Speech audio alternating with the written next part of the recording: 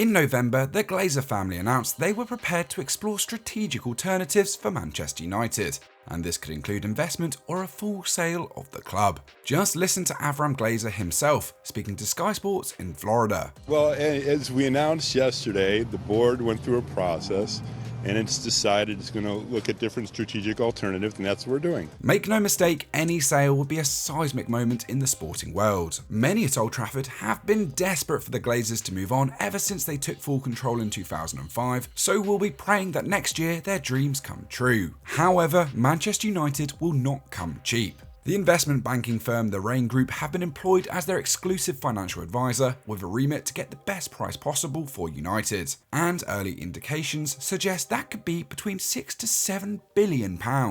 If achieved, it would easily be the most expensive acquisition of a sports franchise ever. Such a lofty price tag makes potential buyers few and far between, but Avram Glazer recently told The Athletic that the sale process was going ahead, and there has been plenty of chatter online about interested parties from across the globe. In this Football Daily Explained, we're picking through some of the names being floated in the press to try and identify who might just be the next owners of Manchester United.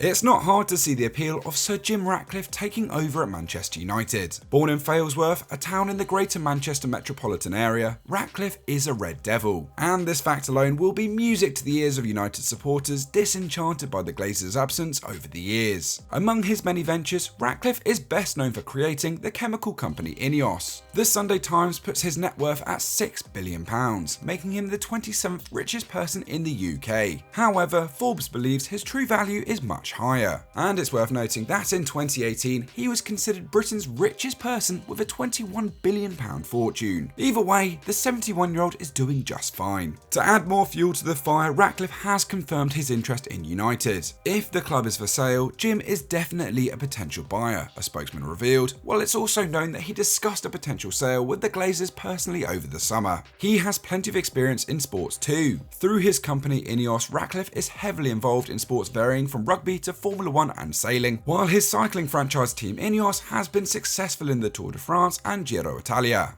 But more importantly, Ratcliffe has invested in football already. Ineos owns the Swiss second-tier side FC Lausanne Sport, and in 2019 acquired the Ligue 1 outfit Nice. Ratcliffe also lodged a £4.25 billion bid for Chelsea in the summer and has been linked with West Ham in the past. However, Manchester United appears the ultimate goal for the man born just miles from Old Trafford. A sticking point though is the asking price. The top end of £7 billion is way beyond what Ratcliffe can achieve single-handedly, something he has alluded to in interviews with the Financial Times, meaning he may have to enter a consortium to raise funds, and this may be the way to go for anyone serious about buying the club. Disgruntled fans at Manchester United have tried to buy the club before. Just take 2010, when a group called the Red Knights sought to raise £1.25 billion to entice the Glazers into a sale. That consortium was led by Lord Jim ONeill, the former chairman of the American bank Goldman Sachs. News of the club's availability has thrust the 65-year-old back into the spotlight, and Lord ONeill hasn't shied away from tabling a bid once more. However, not at the price point being mooted by Rain. Described as unrealistic in an interview with the Manchester Evening News, ONeill claimed that the Glazers' decision to go public with their decision to sell suggested they were struggling to generate private buyers. Anyone who has been in business and thinks of ownership of assets that people want, you don't need to go to a public statement to attract buyers at a premium, he said, adding it would be very difficult to achieve his dream of being part of value-based, purpose-based, better ownership of United. As The Athletic puts it, the Glazers are capitalists, so dealing with Lord ONeill and the Red Knights at a lower price point looks unrealistic, no matter how well-intentioned the new potential owners would be. Naturally, amateur sleuths hunting for Manchester United's new owners have looked straight towards the Middle East. The Abu Dhabi-funded City Football Group are about to take their portfolio to 13 clubs with the addition of Brazilian top division side Esporte Club Bahia. Meanwhile, PSG's owners, the Qatari Sports Investment Fund, recently purchased a minority stake in Portugal's Sporting Braga. Saudi Arabian interest in football has also never been higher. The controversial takeover of Newcastle United by the Saudi Public Investment Fund couldn't be going better, with the Magpies flying high this term, and their national team is firmly on the map after their miraculous defeat of Argentina at the World Cup. The fact that South Americans won the whole tournament has only made that victory even sweeter. Saudi Arabia has even lodged a bid to host the 2030 World Cup along with Greece and Egypt, showing they mean business. It should be no surprise then that the country's sports minister Prince Abdulaziz bin Turki Al Faisal has encouraged Saudi interest in either Manchester United or Liverpool. In November, he told Sky Sports he hoped private companies from the kingdom would look to invest if it makes good business, adding, "Everyone watches the Premier League, there are die-hard fans of these teams in the kingdom, so it would be a benefit for everyone." During the World Cup, Avram Glazer visited Doha, boosting speculation that Arab investment could be the answer. The Athletic even reported that he held discussions with some interested parties. However, the American has other business ventures in the region, so nothing yet has been confirmed.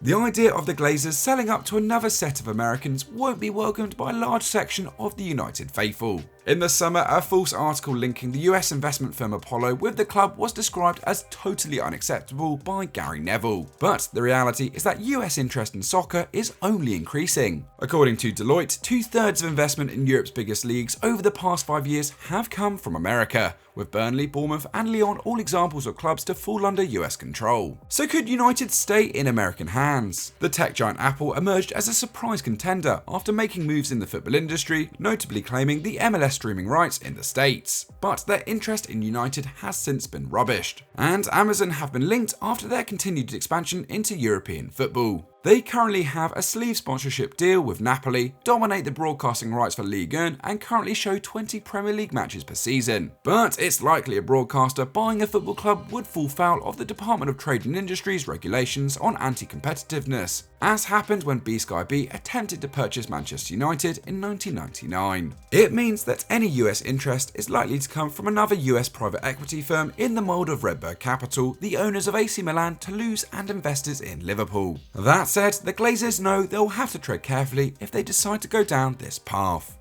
Finally, Indian interest in British football is nothing new either. The steel magnate Lakshmi Mittal has been co-owner of QPR since 2007, while the Venki family continue to control proceedings at Blackburn Rovers. But when it comes to wealth, neither compared to Mukesh Ambani, the Indian businessman linked to Manchester United, the world's 10th richest person with a net worth of £73.2 billion according to Forbes. It's believed Ambani could be tempted to enter the football market. In the words of Simon Chadwick, a professor of sport and geopolitical economy, there is an increasing appetite in India for non-cricket investment opportunities. Adding, "We've already had China and now we have Saudi Arabia. India could be the next great frontier." With United and Liverpool both up for grabs, Ambani has the pick of two English powerhouses. However, The Athletic believes he has designs on Arsenal instead, the club supported by his son. The Gunners are owned by the Kroenke family, who continue to maintain they're going nowhere despite the turbulence surrounding their ownership, so Ambani may have to wait if he's serious about adding Arsenal to his portfolio.